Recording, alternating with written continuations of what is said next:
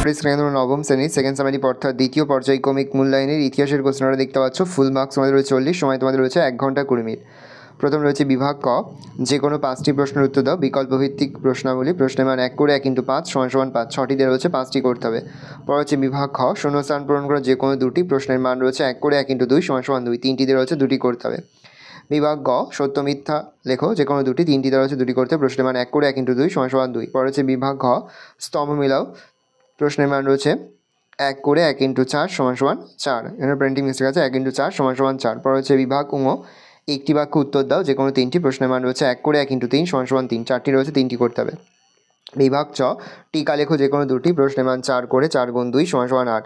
রুশ বিপ্লবের ফলাফল লেখো, টিকা লেখো ন্যায্যবাদ, ফেব্রুয়ারি বিপ্লবের গুরুত্ব লেখো। বিভাগ ছ, রচনাভিত্তিক প্রশ্ন যে কোনো একটি, প্রশ্নের মান 8।